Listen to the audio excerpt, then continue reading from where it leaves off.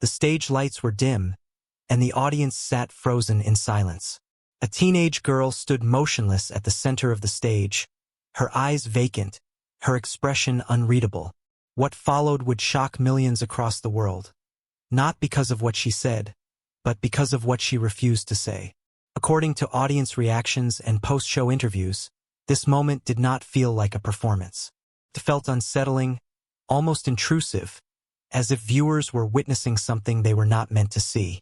Her rise was sudden, her fame explosive, but behind the eerie silence and chilling presence, reports suggest a far more complex story, one shaped by isolation, pressure, and questions that remain unanswered.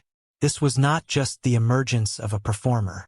It was the birth of a persona built on fear, control, and the power of silence. Born in Indonesia, Marie Antoinette Riana Graharani grew up in an environment that offered no clear pathway to global fame. According to interviews and public accounts, her childhood was defined by quiet observation rather than expression. She was not known for speaking out, performing loudly, or demanding attention. Instead, those around her reportedly noticed a child who stayed withdrawn, often lost in her own world, choosing silence as a default rather than a reaction. Teachers and classmates alike observed that she listened more than she spoke, watched more than she acted, and rarely revealed what she was thinking. There were no early signs of celebrity ambition, no stage parents, no viral moments waiting to be discovered. Her upbringing appeared ordinary on the surface, yet interviews suggest that internally, something different was forming. While others sought validation through interaction, she found comfort in control. Solitude became a space for focus, and that focus gradually turned into obsession. Magic entered her life not as entertainment, but as structure, a system where precision, repetition, and discipline mattered more than applause. According to reports, she practiced illusions privately, away from crowds, refining movements until they became exact and almost mechanical. This was not the playful magic associated with children's parties or variety shows. It was slow, deliberate, and emotionally distant. Her approach lacked warmth by design. She was not interested in making audiences laugh. She wanted them to feel something deeper, something uncomfortable. What separated her from others was not just talent, but restraint. Interviews suggest she studied fear as a concept rather than a reaction. Horror imagery, psychological tension, and silence became tools. Where most performers filled space with words, she emptied it. Where others explained, she withheld. Over time, this absence of explanation evolved into her identity. Her first exposure to a wider audience came through televised talent competitions in Indonesia. Viewers were immediately divided. According to broadcast reactions, some judges were visibly unsettled, unsure how to respond to a performance that offered no verbal cues and no emotional reassurance. Others recognized originality in the discomfort. Social media reactions reflected the same split, confusion mixed with fascination. The controversy did not slow her momentum. It amplified it. Producers reportedly realized that audiences were not simply watching her acts. They were reacting emotionally, replaying performances, debating meanings, and sharing clips repeatedly. In an era driven by attention, uncertainty became her advantage. It was during this period that the persona later known as Sacred Riana fully took shape. Reports suggest the silence was no accident. It was a calculated decision to remove the performer from the performance. By erasing personal expression, she allowed the character to dominate completely.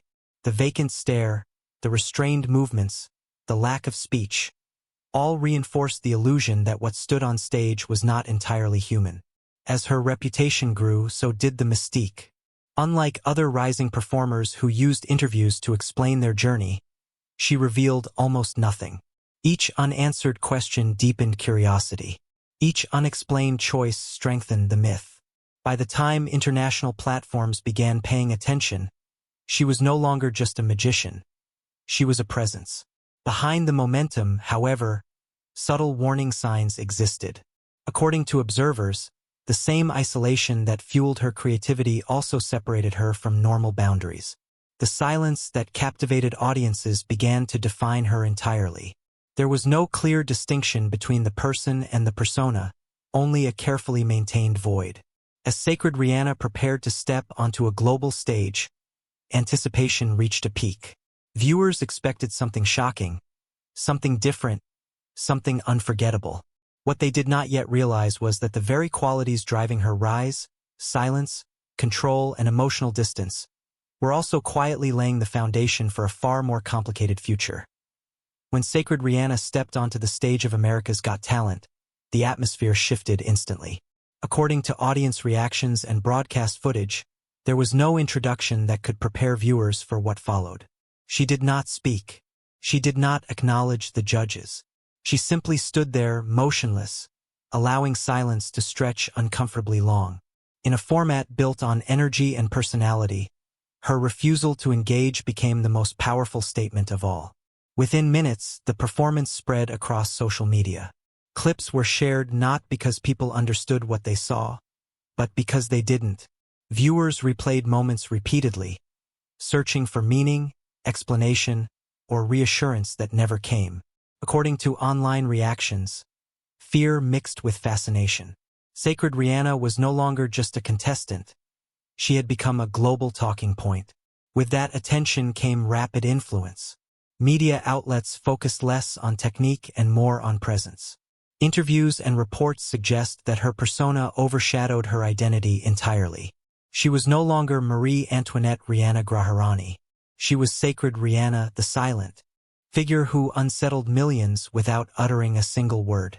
Fame arrived quickly, and with it came financial success, international recognition, and an audience that demanded escalation. As the competition progressed, expectations intensified. Each performance was judged against the last, not on skill alone, but on how deeply it disturbed the audience. According to commentators, the pressure to maintain fear became relentless.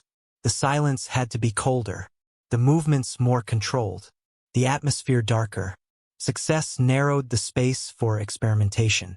Deviating from the established persona risked breaking the illusion. Behind the scenes, interviews suggest the cost of this control grew heavier. Maintaining an emotionally detached character at all times blurred the boundary between performance and reality. There were no moments of release on stage, no smiles, no acknowledgments, no explanations. Even off-stage appearances were minimal. The mystery that fueled her brand also isolated her from normal interaction. Power, however, comes with control. Producers, media outlets, and audiences all had expectations. According to reports, Sacred Riana became trapped within the very image that made her famous. The act could not soften. The silence could not break. Each appearance carried the weight of millions watching, waiting to be unsettled again. Critics began raising questions. Some praised the originality, while others expressed concern about sustainability. How long could fear remain effective without transformation? How long could a performer remain silent without being consumed by the role? These questions circulated quietly, overshadowed by viral success but never fully dismissed.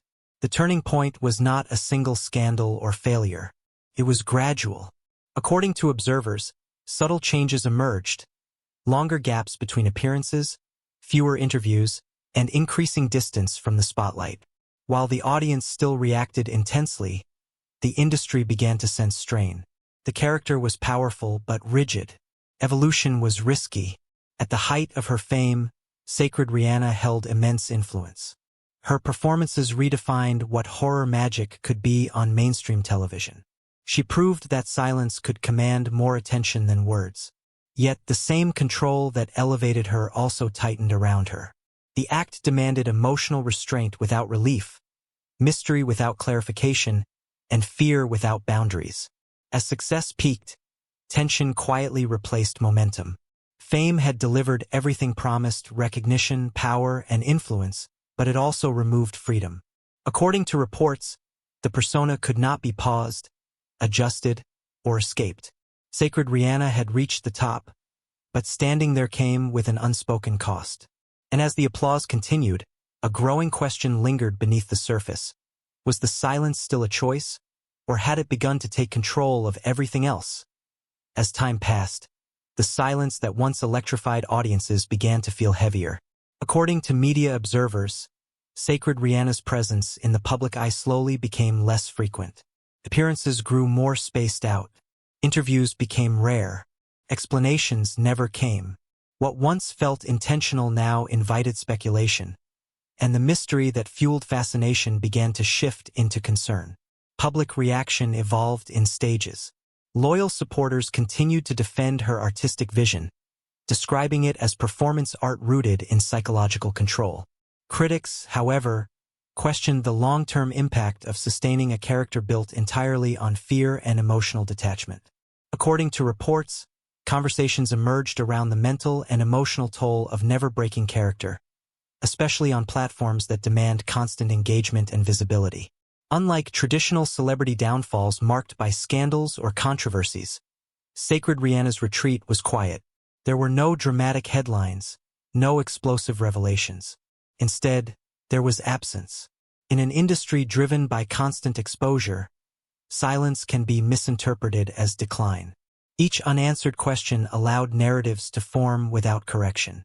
Media outlets attempted to decode her disappearance from the spotlight. Some speculated about exhaustion. Others suggested creative burnout. None of these claims were ever confirmed. According to interviews given sparingly over time, she remained guarded, offering minimal insight into her personal state. The separation between the performer and the person remained intact, even as curiosity intensified. Her reputation, once built on intrigue, became fragile in its stillness. While the character of Sacred Riana remained iconic, the lack of evolution created distance. Audiences crave mystery, but they also crave movement. Without change, the silence that once felt powerful began to feel isolating. Observers noted a broader pattern reflected in her journey. Fame built on extremes often leaves little room for balance. Sacred Riana had mastered restraint to such an extent that it defined every aspect of her public identity. According to analysts, the persona allowed no margin for vulnerability, humor, or normalcy. The illusion demanded total commitment. Behind the scenes, the cost of that commitment remained largely unknown.